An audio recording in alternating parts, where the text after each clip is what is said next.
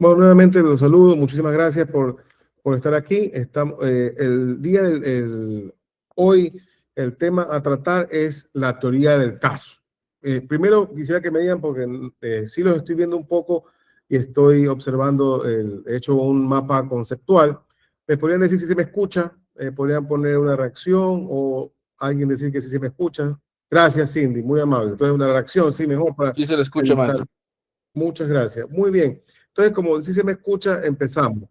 A ver, ¿qué sucede con la teoría del caso? La teoría del caso, primero que, como he colocado aquí, es un asunto del litigante extremadamente, vamos a llamar, uy, perdón, se me fue, extremadamente estratégico. ¿Por qué estratégico? ¿Por qué algunos autores, como por ejemplo Andrés Beitelman, Mauricio Duce, definen que es profundamente estratégico? Porque entenderíamos que un juicio es la búsqueda de la verdad. Bueno, ingenuamente pensaríamos eso, o clásico, ¿no? O el pensamiento clásico sería el búsqueda de la verdad. Pero yo creo que en realidad la litigación debe ser o entraña una estrategia. ¿Por qué? Porque tenemos que también hacer conocer al juez asuntos o hechos, verdades que se encuentran en un pasado. Y filosóficamente ustedes saben que el pasado es desconocido. Además de ser desconocido, debe ser probado. Entonces ahí viene justamente el derecho procesal. Y por eso también no tenemos muy reglado lo que es la teoría del caso. Pero la teoría del caso, primero, es profundamente estratégica. Segundo, la teoría del caso no es una suerte, vamos a llamarle, de sortilegio, de quiromancia, alquimia. No, no, no. Es una metodología, es una herramienta y además no es la demanda. Eso me parece que es muy importante decirlo, porque en Ecuador, como estamos acostumbrados hasta en la formación, porque yo estoy seguro que muchas de las personas que están aquí son más jóvenes que yo, no es que yo soy un viejo, yo tengo 43 años, pero yo, por ejemplo, fui estudiante con el Código de Procedimiento Civil y yo me extrañaba mucho de por qué todo estaba concentrado en la demanda, aunque igual existía teoría del caso, sino que en un sistema escritural efectivamente no entraña, no mayor dificultad, sino que entraña otro tipo de habilidades. Y en cambio, la oralidad no quiere decir que vamos a usar habilidades histriónicas. La habilidad histriónica, yo estoy totalmente seguro que se detiene o el dique que lo contiene al histriónico es la ley, es el derecho procesal, son los principios del derecho. Entonces, primer punto al respecto de lo que tiene que ver con el sistema adversarial oral en el cual contamos. Yo les sugiero mucho la lectura de Juan Sebastián Fajardo.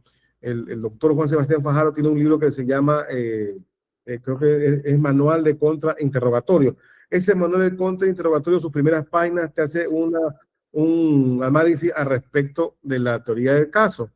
Entonces, ese análisis que hace de la teoría del caso les ayudaría muchísimo por la construcción. Pero primero, antes de entrar a la teoría del caso, quiero decirles por qué este nuevo sistema también implica un esfuerzo por parte de nosotros mucho más grande. Primer punto, cuando conocemos un caso, debemos entender que requiere, por ejemplo, información valiosa del juez, necesaria para juzgar. Entonces, como necesita esa información, nosotros tenemos que conocer los hechos favorables, desfavorables o los que no serán objeto de discusión o de la causa dentro del proceso. Nosotros tenemos que analizar eso. Nosotros debemos estar constantemente analizando porque, nuevamente, la teoría del caso o la estructuración de la teoría del caso no conlleva la preparación de la demanda. No, lo que conlleva es la preparación de cómo me voy a comportar durante todo el juicio. Es que eso es ese es como que más o menos mi apostolado. Déjenme, entonces, malito, que más personas aceptar. Entonces, ese vendría a ser, primer momento es nosotros identificar los hechos favorables, desfavorables y los que no son objeto de la causa. Yo les digo que, por ejemplo, hay un texto, que hay un librito que te habla de cómo tratar con el cliente. Ahí es muy importante porque en ese análisis también hay que saber qué preguntas hacer y también saber por qué el cliente no desea vamos a llamarlo de alguna manera, la solución que tú podrías darle, sino que ha venido con una solución distinta. Les pongo un caso patético. Viene una persona y dice, oye, yo quiero una acción de protección. No dice nada, dice directamente quiero una acción de protección. Entonces, todo eso hay que desentrañar. Más que aleccionar al cliente, hay que asesorarlo. Y las preguntas que vamos a hacer tienen que ir en torno justamente a aquello, a por qué quiere esa decisión, cuáles son los hechos que me sirven, porque cuando construyo el caso, todos los hechos al principio los necesito. Déjenme un rato. Los necesito. Entonces, como todos los hechos los necesito, por eso yo debo también saber cómo desdeñar, cómo ir evacuando, sacar la paja del heno, ¿no? ¿Verdad? Entonces, ese es uno de los, antes de continuar, que tengo les he investigado una definición de la Corte Constitucional de Colombia. Por ejemplo, como ya decíamos, la verdad se encuentra en el pasado. Entonces, y es profundamente estratégica porque necesitamos de todos los hechos conocer para poder estructurar la teoría del caso. Ya vamos para allá. Entonces, ¿por qué? Porque cuando estructuramos la teoría del caso tenemos la proposición fáctica, la prueba y la teoría jurídica. Entonces, como estamos hablando de aquello, de cómo se compone, yo tengo un tema, ¿no? Con el asunto de la composición de la teoría del caso.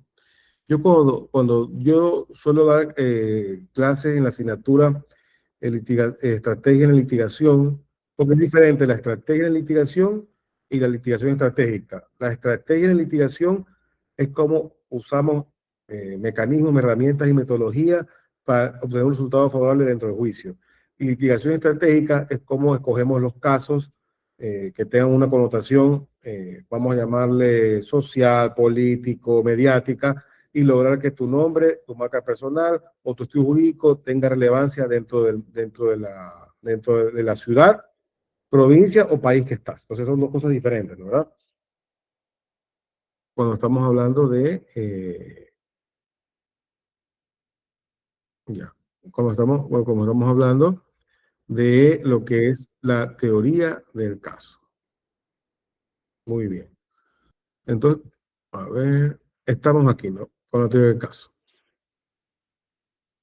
Yo le he separado una definición de la Corte Constitucional de Colombia. Ahí está el número de la sentencia, la 69 de 2009. La pueden ubicar, la ubican fácilmente y encuentran esta definición. Ese párrafo que encuentran ahí lo divido en 6 partes. Primero porque es la formulación cuando uno revisa el libro de Andrés Beitelman, de Juan Sebastián Fajardo, de Óscar Fernández León, cuando uno revisa lo que es la teoría del caso, se va a encontrar, o el doctor Salamea, se ve de Alfredito Cuadro. Cuando empiezas a escudriñar lo que es el caso, todos van a coincidir en lo siguiente. Primero que son la formulación de hipótesis, es decir, cuando hablamos de formulación de hipótesis, estamos hablando de que estamos haciendo un planteamiento de evento y que busca ser, ahí viene el segundo punto, acogida y aceptada por el juez. Entonces es un planteamiento en relación a qué? En relación a los hechos que yo he llevado al juzgador, porque recuerden que yo estoy llevando al juzgador estos hechos. Con el principio dispositivo, ¿recuerdan ese principio? Entonces, al momento de que estamos dentro del principio dispositivo y que también estamos ante que el inicio de un juicio es por voluntad de la parte, formulamos una hipótesis. Entonces, entonces ya nos alejamos al respecto de lo que tiene que ver con la verdad. Porque eso decía también Jordi Ferrer Beltrán, te decía, a ver, la verdad procesal y la verdad material. ¿Por qué la verdad procesal existe? Para él es un contrasentido, porque dice la verdad procesal no es nada más que darle una connotación de verdad a una sentencia o resolución de un juez y que no se puede equivocar, porque la verdad no puede, para Jordi Ferrer no debería haber una distancia entre la verdad procesal y la verdad material. Entonces, cuando hablamos de verdad procesal y material, en realidad lo que estamos hablando es la verdad que el juez resuelve y que puede equivocarse. Por eso también tenemos los recursos de apelación, recuerden. La apelación, ¿para qué? Es para enmendar. Siempre recuerden la apelación, el recurso de apelación es para enmendar error de primera instancia. ¿Error en qué? Interpretación, en interpretación de los hechos, de aplicación de derecho, de valoración de la prueba, entonces, de nulidad procesal. Todo eso tiene relación con ¿qué? Con errores que pudo haber cometido el juez en primera instancia. Entonces, por eso Luis Ferrer habla del, para él, el contrasentido. Yo lo que hago es plantearle a ustedes varias ideas. Entonces, tenemos primero que formular hipótesis, o yo también le suelo llamar relato, que debe ser acogida por el juez. Cuando es acogida por el juez es porque he logrado ¿qué? He logrado que los elementos fácticos, jurídicos y probatorios, obviamente, hayan llegado al juez de tal manera que se ha hecho la convicción de darme la razón. Entonces, pero otro tema que es importante que viene aquí con el asunto procesal, acopiados y presentados en juicio. Cuando ustedes lean un concepto de teoría del caso y se refiere a juicio, no crean que se refiere a todo el juicio. Se refiere, cuando es un concepto de teoría del caso y dice acopiado y presentado en juicio, es porque se refiere a la etapa en la cual hemos saneado todo y estamos ya en momento procesal en que tenemos que practicar la prueba, alegar, y ahí es que hemos logrado llegar hasta ese momento, vamos a decir, culmine, en el cual ahí sí, ya hemos dado, por ejemplo, el Código Orgánico General del Proceso, estamos listos para que el juez resuelva en el fondo. Por eso vamos de juicio, por eso que el procedimiento ordinario se divide en audiencia preliminar y de juicio, y los demás procedimientos de audiencia única se dividen en etapa de saneamiento y alegato y prueba. Esa es por eso que tiene relación directa con la teoría del caso. Ahí viene para su valoración del juez en juicio, es decir, yo formulo un relato, una hipótesis que pretendo que sea acogida y aceptada por el juez. Obviamente la estructura de la teoría del caso son elementos fácticos, jurídicos y probatorios. Lo hago todo en momento procesal oportuno, es decir, la etapa de juicio, el momento que ya hemos saneado todo el proceso. El juez valora justamente en ese momento la prueba, porque ya no estamos hablando de medios de prueba, ni de fuentes de prueba, sino de prueba practicada, que debe ser valorada. Actividad probatoria, compilación, anuncio, admisión, práctica y la última que es valoración. Entonces, todo ese es el camino de la prueba. Entonces, y todo esto, obviamente, la teoría del caso, es decir, la resolución del juez en relación de lo que hemos planteado, que responda a nuestro plan. O sea, que no sea parte aleatoria, que no sea parte de la suerte, que eso no sea una cuestión que prácticamente la providencia nos ha entregado. Entonces, aquí tenemos la teoría del caso, planteada así en términos de una sentencia, ¿no? De la que les he puesto para su conocimiento. Ahí creo que se ve mejor, ¿no? Ahora, ¿por qué yo siempre alego que en el juicio oral se requiere que sea profundamente estratégico, que la verdad se encuentra en un pasado que el juez desconoce? Por eso debemos estructurar la teoría del caso, porque como es una verdad que se encuentra en un pasado que el juez desconoce, no nos queda otro camino que reconstruir esa verdad. Ahora, esa verdad, ¿cómo la vamos a hacer? La vamos a hacer a través de ¿qué? Primero, como les decía, recordemos que lo que sucede en un conflicto, en una litis, son hechos. Entonces, estos hechos, que es lo que nos tienen, por ejemplo, sumidos en un conflicto de cualquier tipo, en el ámbito civil, laboral, penal, cualquier tipo de conflicto. Entonces, como tenemos vamos a llamarle este problema surgido de los hechos, entonces nosotros recuerden que hay muchas versiones de lo ocurrido, hay errores y prejuicios en momentos de lo que tiene que ver o la relación que existe, mejor dicho, en este conflicto, que puede haber un tema de seguros, todo eso. Y lo que es versiones en competencia, ¿no? Porque, por ejemplo, yo puedo decir, yo defiendo a un asegurado frente a una aseguradora que no quiere declarar el siniestro, ni hacer el ajuste, ni pagarle. Yo defiendo a una de las partes de un contrato en la cual una ha incumplido. Yo defiendo a una persona que ha sufrido un daño y requiere un resarcimiento de daño moral. Entonces, todo ese tipo, yo defiendo a un trabajador y busco la indemnización por despido intempestivo. O yo defiendo a una empresa pública para que un trabajador no obtenga una jubilación patronal porque no le corresponde, porque no cumplió con el artículo 216 del Código de Trabajo. y así me puede hasta el infinito. Entonces, ¿qué pasaba con el sistema escritural? ¿Qué sucedía con el tema, mejor dicho, con el sistema que no era oral? Había que la prueba hablaba por sí sola. La verdad era la prueba y el orden no era relevante. Yo le presentaba al juez la demanda, la contestación a la demanda, pedía en el término de prueba que se efectúen ciertas diligencias, declaración jurada, testimonial, en la declaración jurada o en la confesión judicial, mejor dicho, no había contrainterrogatorio. Entonces era todo una cuestión de que casi que si ya era aceptada esa prueba era una palabra santa, ¿no?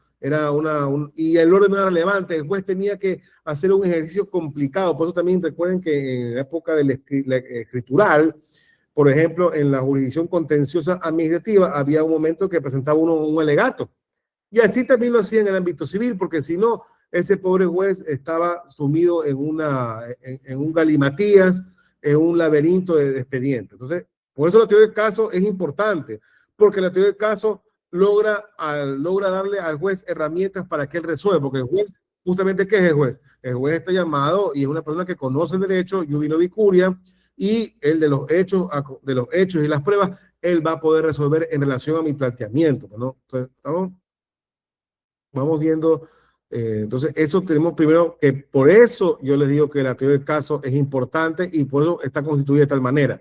Ahora, hablemos de cada uno de sus elementos. Primero, la proposición fáctica. Es un relato y el litigante es un mensajero. Recuerden siempre eso.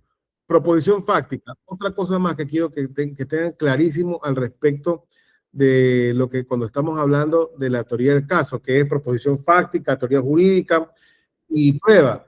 Recuerden siempre que cuando estamos hablando de estos tres elementos es con la intención, y les cuento que a mí me pasó, o sea, me refiero a que yo tuve no confusión sí, mejor dicho, pero cuando lo estudiaba pensaba que era una suerte de estructura u orden, y cuando ustedes revisan lo que es la teoría del caso, ustedes tranquilamente pueden darse cuenta, revisen en internet a un autor que se llama Ronald Clark. Él tiene un libro que se llama Cross Examination Handbook, perdón, mi inglés de puerto, y él te dice que él entiende a la teoría del caso como un edificio en el cual el abogado es el ingeniero que estructura, el arquitecto que diseña y el constructor que ejecuta. Entonces nosotros somos justamente, vamos a decir, el hombre orquesta en el momento de la teoría del caso. Entonces, primer elemento, la proposición fáctica. Y lo que le decía, proposición fáctica, teoría jurídica y prueba, pero ¿qué sucede? La proposición fáctica, cuando hablamos de aquello, es que estamos dando un relato primero, de los hechos, pero que tienen involucrado o que está intrínsecamente involucrado la teoría jurídica. Entonces, por eso hablamos de hechos o proposiciones por posición fáctica o hechos. Está mal dicho, por ejemplo, hecho fáctico, eso no digan nunca.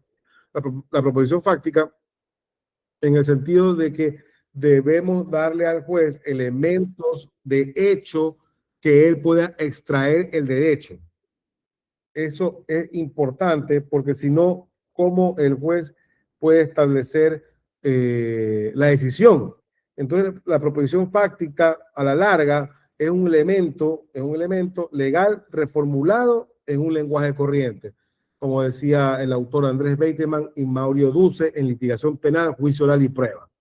Entonces, teniendo claro eso, que la proposición fáctica tiene intrínseco o está involucrada o tiene como fin que sea extraído la teoría jurídica, entendamos que ahí viene nuestro relato, cuál debe ser: claro, coherente, completo y creíble, extendiendo lo que es la teoría del caso.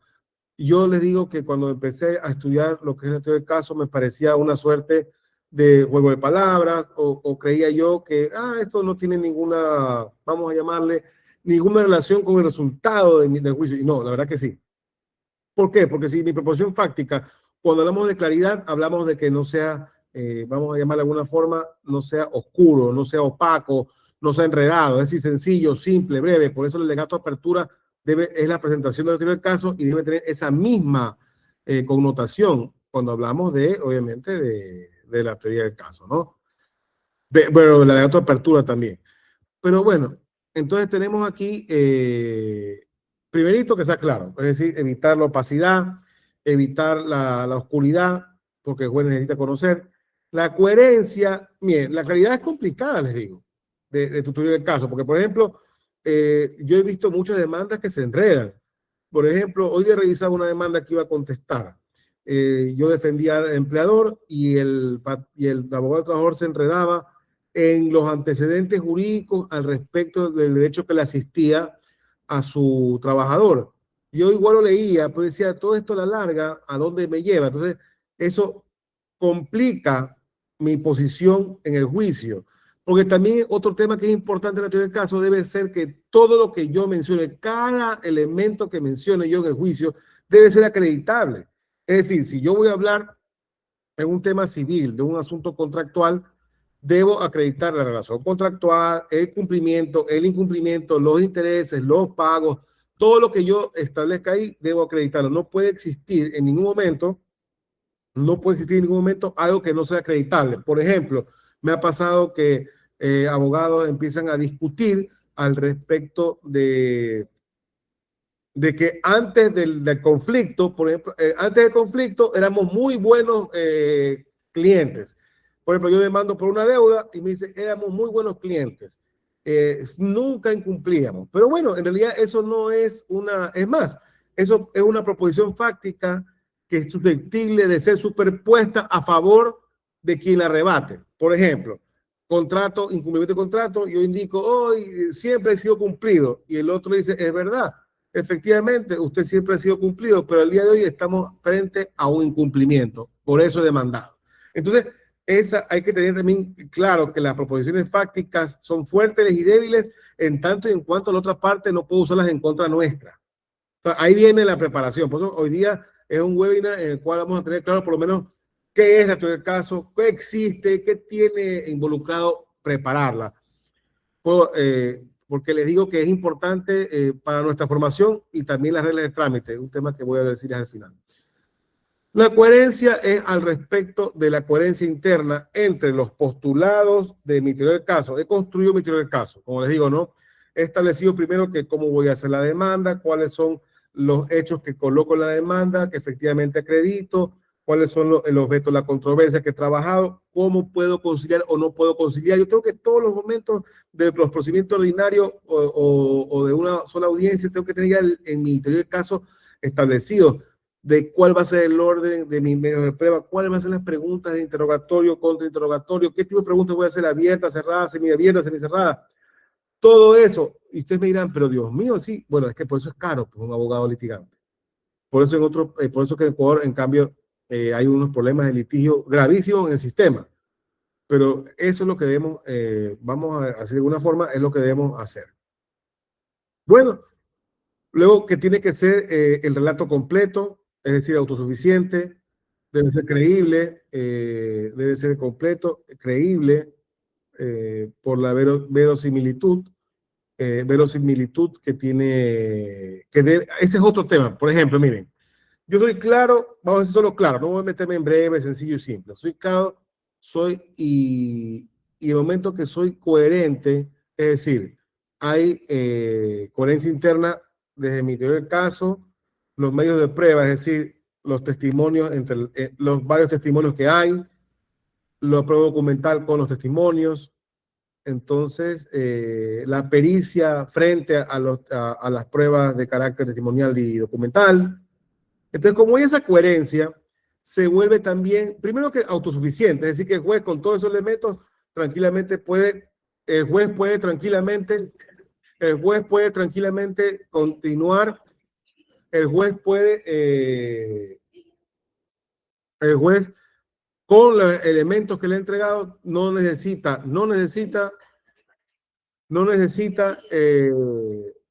más información que la que tú le has dado, es decir, con los elementos para dentro del juicio. Esos elementos, lo que se convierte para el juez en la verosimilitud, en lo creíble, porque ustedes han hecho una propuesta clara, coherente, completa.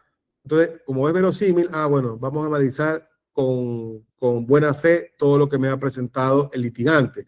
Ahora, aquí viene un poco una cosa es, por ejemplo, lo que debe contener el relato y otra es nuestras habilidades como litigantes. Primero, que debemos ser persuasivos y memorables, es decir, persuasivo es que justamente los elementos que presentamos ¿Cuándo es persuasivo? No es porque seamos histriónicos o porque empleemos un lenguaje quijotesco o casi como Cervantes, o mejor dicho, como o Cervantes, ¿no? Como el manco de Lepanto, no. Persuasivo porque vamos a emplear un lenguaje en el cual vamos a dar al juez, miren, por ejemplo, señor juez, en este documento se encuentra la aceptación de la deuda, por ejemplo. Dice, muy bien, me está hablando de prueba, me está hablando de deuda, me está hablando de pretensión. Perfecto, este abogado me está dando elementos para yo revisar. Ustedes también sean, y bueno, memorable, ya eso va con la práctica, ¿no? Al respecto de que el juez pueda darle la razón en lo que ustedes están planteando. Muy bien, también tenemos lo que los medios pueden usar, yo uso esto, ¿no? Por ejemplo, mapas conceptuales, pueden usar imágenes, mapas mentales, que son dibujos, lo que ustedes deseen como medios para su recordación. Puede ser también mecanismos audiovisuales, el mismo expediente, una audiencia telemática, el documento presentado, remarcado, y todo eso puede ayudar muchísimo a que el juez tenga una, vamos a decir, facilidad al momento de resolver. Bueno, aquí tenemos que también es importantísimo que no hagan promesas irrealizables. Por favor, ¿por qué? Porque justamente ahí condenan la verosimilitud en la cual ustedes deberían estar siempre. Una teoría de caso bien preparada jamás va a tener fisuras entre esas promesas irrealizables. Por ejemplo, en la admisión de prueba, pasa mucho. Señor juez, admítame este documento y dice, bueno, pero justifíqueme, porque hasta el juez, no solo el tema de la objeción, justifíqueme por qué. El respecto a la pertinencia, hace una maroma el abogado y admite.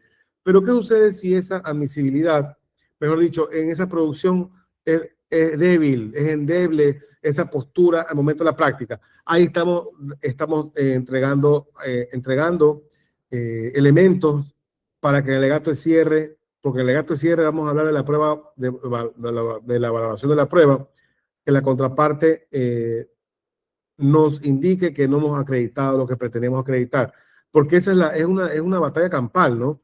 El litigio. Entonces, el último tema, no el último, pero el segundo recién, el segundo tema, pero igual para mí el más importante, ¿no? Es la prueba. En la prueba tenemos que debe ordenarse la prueba de alguna manera. Ustedes pueden escoger el orden como ustedes gusten, pero debe ser ordenada la prueba. La prueba no puede estar sin orden. La prueba debe estar efectivamente ordenada. ¿A qué me refiero? Primero, cronológico. Ustedes tienen como estrategia que mejor se vería una práctica probatoria en que acredite eventos de manera cronológica, lo hacen así. Otro de importancia. Por ejemplo, yo tengo un juicio en Quito y yo quiero probar el incumplimiento no pago. Yo no voy a enfrascarme en lo que ya pagaron o lo que yo he cumplido. Voy a enfrascarme en qué? En los eventos en que me terminaron el contrato, en que faltaban los pagos. Entonces, no me va a importar mucho el asunto cronológico, porque la terminación contractual, por ejemplo, en el juicio que les comento, no está en disputa. Entonces, yo voy a empezar directamente con lo que me parece más importante. Relación, también hay lo que se llama relación, es decir, usted define las pruebas cómo se pueden ir relacionando de mejor manera. Por ejemplo, por eso le dice el juez, usted dígame cómo va a ser testimonial, pericial. O sea, usted verá cuáles son las más importantes en el momento de la audiencia o en la audiencia de juicio. Todo esto se encierra en la estrategia procesal. Todo esto anterior en la estrategia procesal.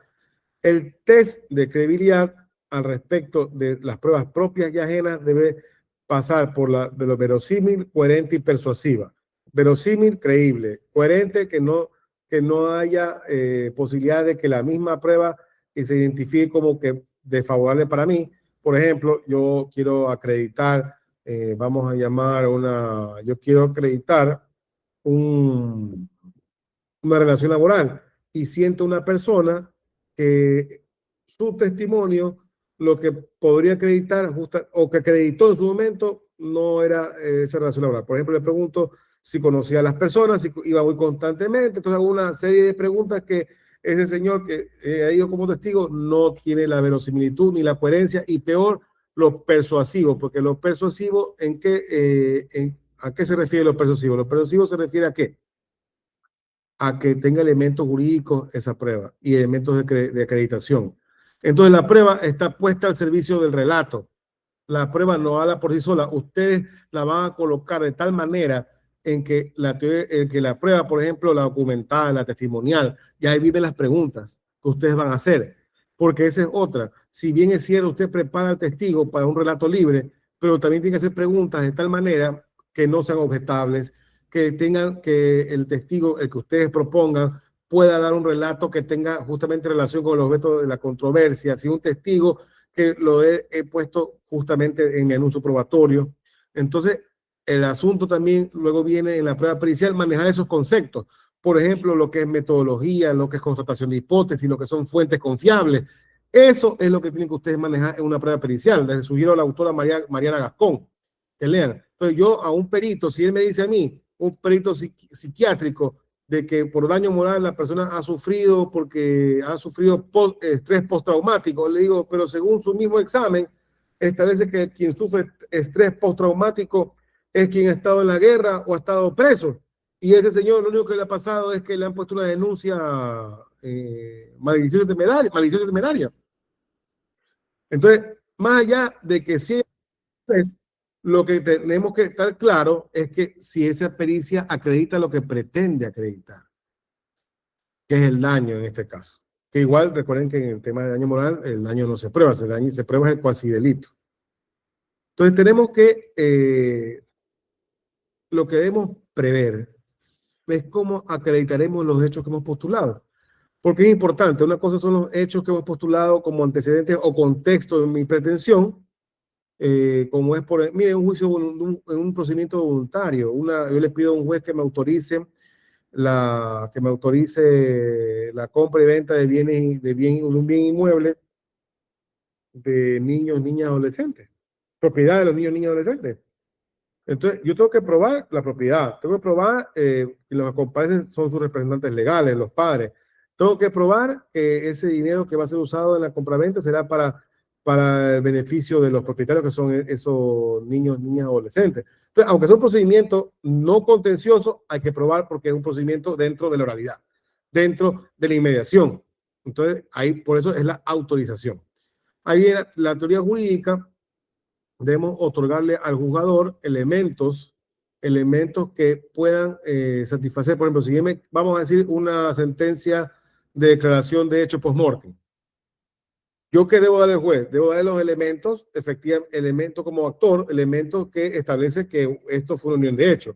Y si, como se hizo un procedimiento de carácter voluntario y luego se convirtió en sumario porque alguien se opuso, por ejemplo, los herederos que podrían ser la madre o hermanos, en el caso de la muerte de esta persona, porque son la primer orden de sucesión, segundo orden de sucesión, tercer orden de sucesión. Entonces, si hay esas personas, ellos que deben probar o que no hubo unión de hechos o que terminó antes de que fallezca.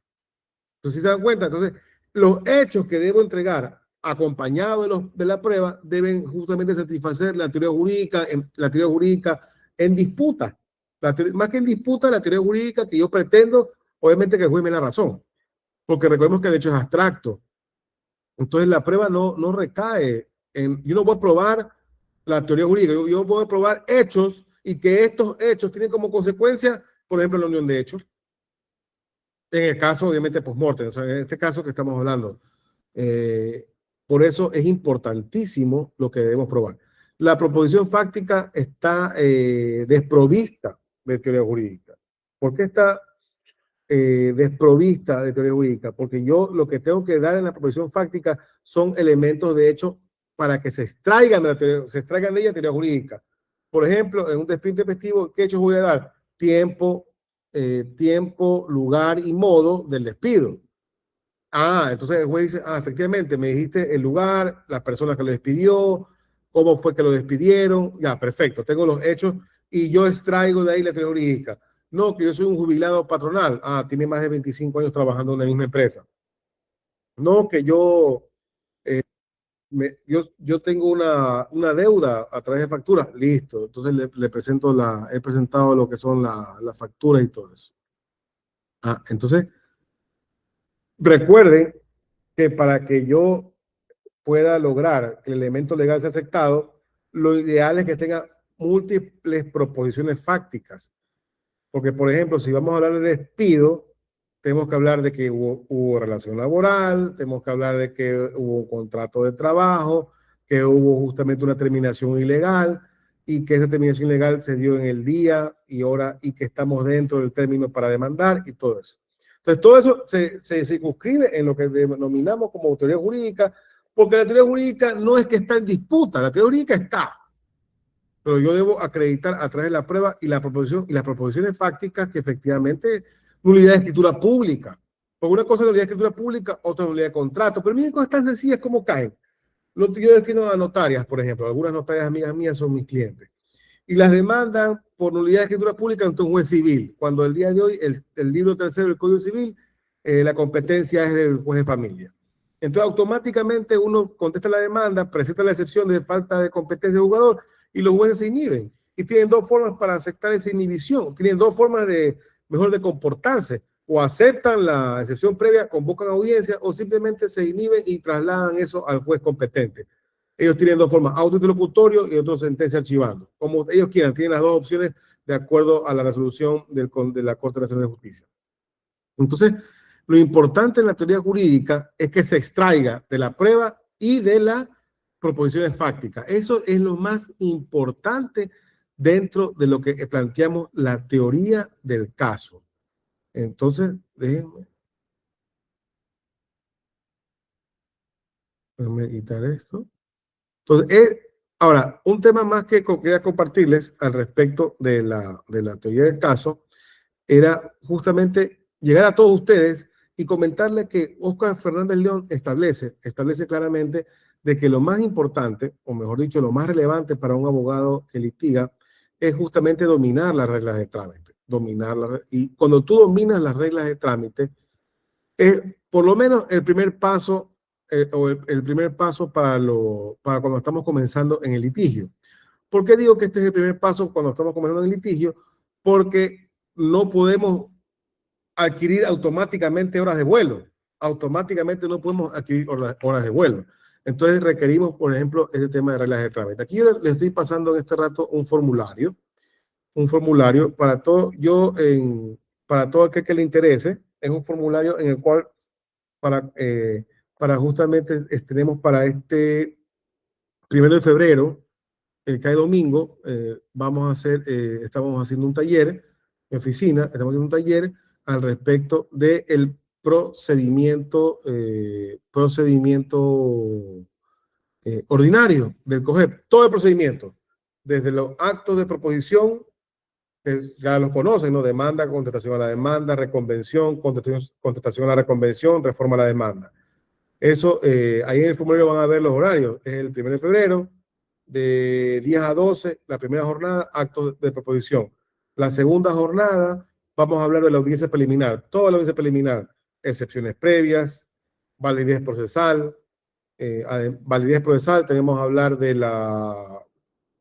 la conciliación o los efectos del auto interlocutorio, de la resolución de conciliación, el objeto de la controversia, acuerdos probatorios, anuncio probatorio, y ya ahí la apelación con efecto diferido de la inadmisión de la prueba. Ahí terminamos la jornada de la tarde. Y en la jornada nocturna, ahí citamos con la audiencia de juicio, alegato de apertura, producción probatoria, vamos a hablar de algunos medios de prueba, más que todo el documental, el electrónico, preguntas, obviamente no podríamos profundizar por el tiempo, pero vamos a hablar del proceso, cómo va a ser la producción probatoria, lo ideal, y también el alegato de cierre y la réplica. La sentencia, los recursos orales horizontales, eso vamos a hablar ahí porque justamente estamos entendiendo que se puede hacerlo en ese momento de la audiencia. Entonces, ese sería todo el recorrido. Ahí les estoy dando ahorita este formulario para que ustedes puedan, si tienen alguna pregunta, me la pueden hacer. En este momento déjenme detener la grabación